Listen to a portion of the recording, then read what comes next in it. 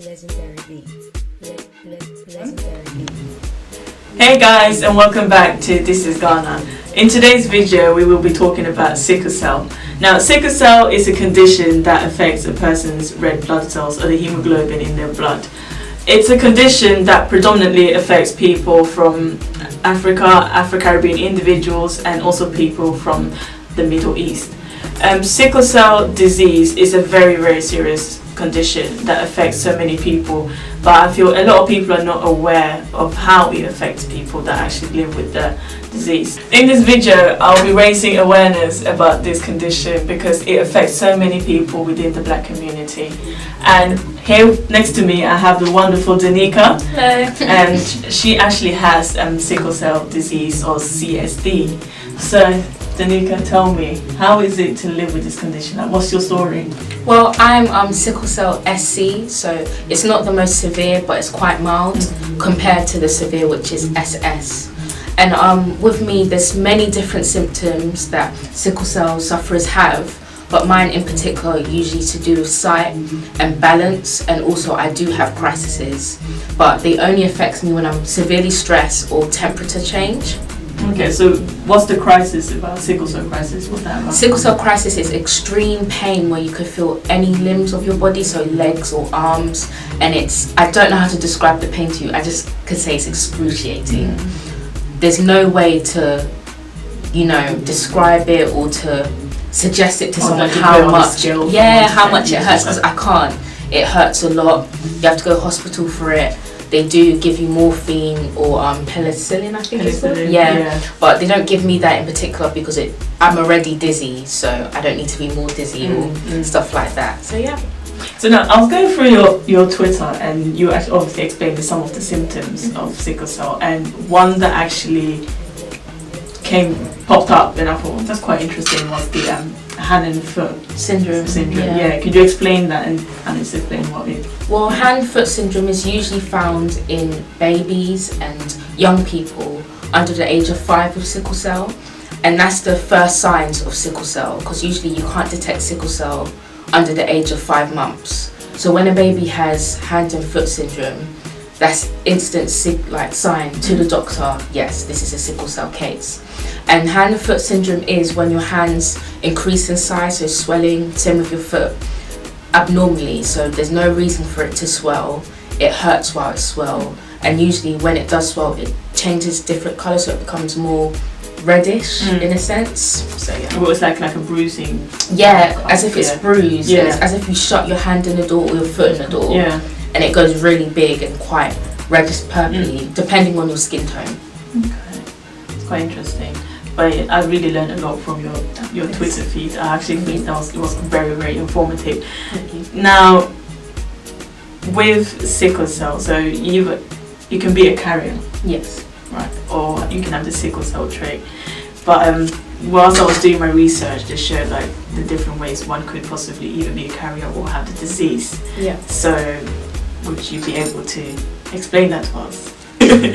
Well, let's start with if the parent has a sickle cell trait and a parent has the disease, the child is 50% more likely to have the sickle cell disease, as you can see. And this was my case. My mum had the trait, my dad has the disease, and I got the disease. So yeah. If your parent has the sickle cell trait, both of your parents, you're 25% chance more likely to have the disease with each pregnancy. So if you have, for example, 6 kids, at least you have 25% of each child to have the disease. So it depends on the child. One child might have nothing, one child may have a trait, and one child may have the disease.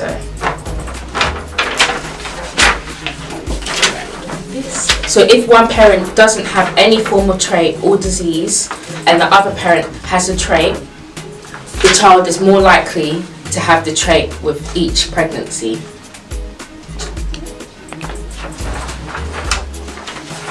Okay, so thank you for explaining how one might be a carrier or actually get the disease.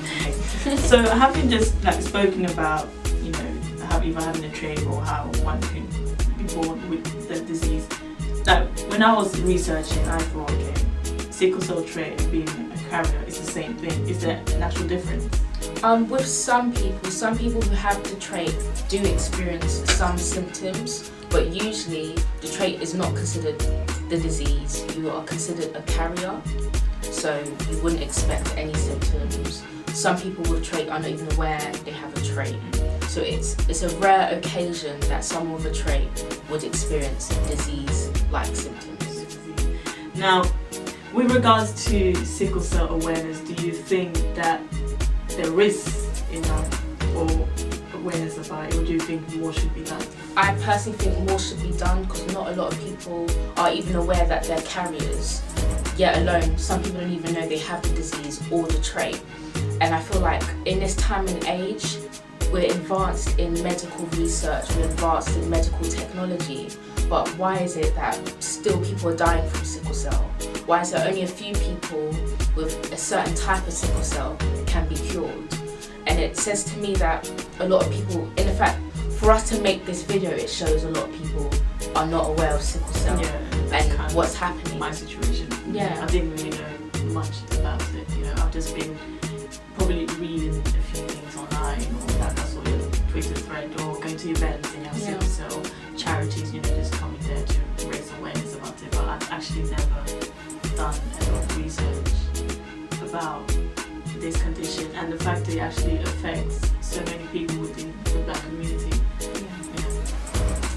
And it affects not just like people in UK, in America as well, loads of places in Africa, in the Caribbean, Middle East as well, and some parts in Asia. Some people are carriers and not even aware of it. And unfortunately, it's not taught in school that we should know our blood types. So people are mixing with each other. Not saying it's a bad thing, because you can't help who you fall in love with, but I feel like we should be more cautious and prepared for our future kids. So you obviously spoke about some of the symptoms, you know, experiencing pains, and you said, you know, when you go to hospital you get given some painkillers and stuff. What other things could you do to reduce the effects of the symptoms? Well, depending on your type of sickle cell and your type of symptoms, these are the things what will help regardless, is stress. Keep your stress levels low. If you're stressed, trust me, you're more likely to have a crisis. In addition, temperature. A lot of people experience crises with temperature change, so make sure you're in a warm place. Not too hot, not too cold, but preferably warm, and maintain that. So if you're going outside, you live in a cold country, put a jacket on. Put a jacket on, trust me. It will help you in the long run. Even if you think, oh yeah, I'm going to get a bit too hot later, carry a jacket, regardless of where you go. In addition, if you are experiencing pain, make sure you have like a heat pad just to lean against where you're feeling pain. I don't know the benefits of why it happens, but it helps me. When I have pain, I put a heat pad there. I don't know what it's doing, but it helps. Yeah. I read something as well to reduce the pain, is like drinking a lot of fluids. Yes, as well. water is so important. People with sickle cell need to have a double intake of water than an average human being because of our cells are not strong enough, they don't live long enough. So we need water to keep ourselves hydrated as well, which is very, very important. One thing I actually also read about with infections and stuff, you obviously they didn't have.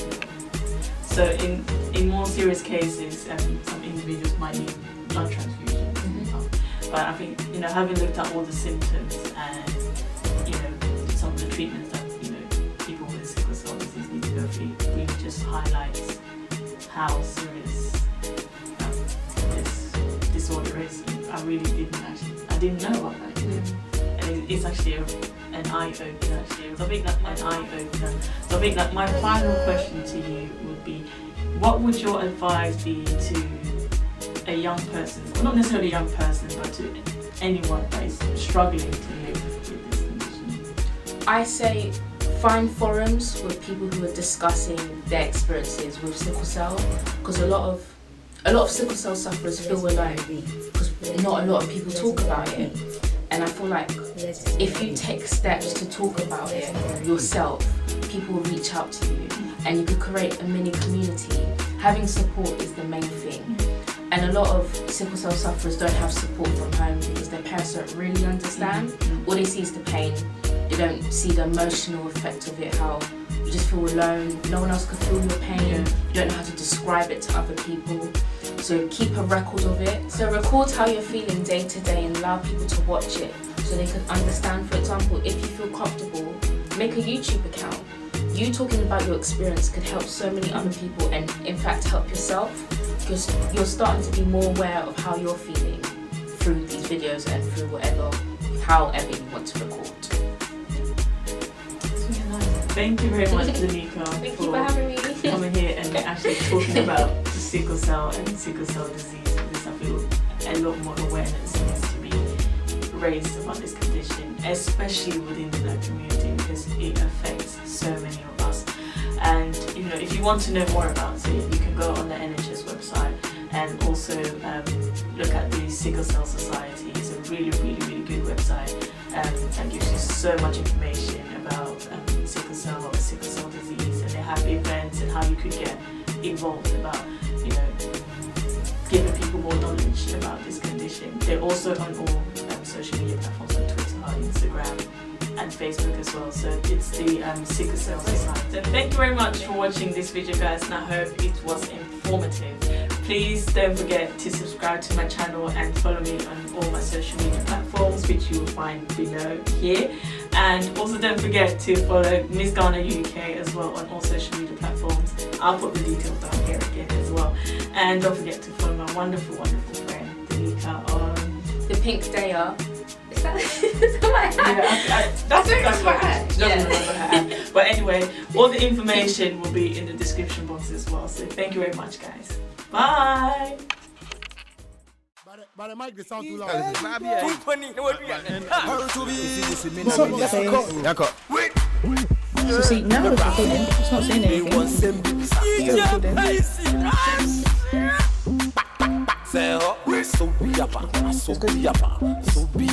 Just I'll be crossing. record what I'm feeling.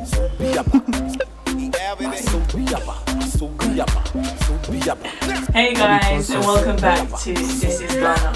So in today's video, we're going to be talking about sickle cell.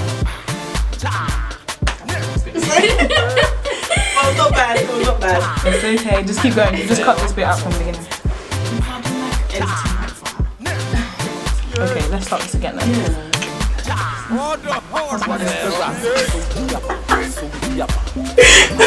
Actually, I had a question. You're gonna have so much editing. You have to I edit know, that part. I so know. Okay, next question, come on. Actually, Maybe what type of sickle cell? No, it wasn't what type of sickle So what are the other kinds of sickle cell? No, it wasn't what type of sickle cell. I remember now. Okay. Hey guys, and welcome back to This Is Ghana.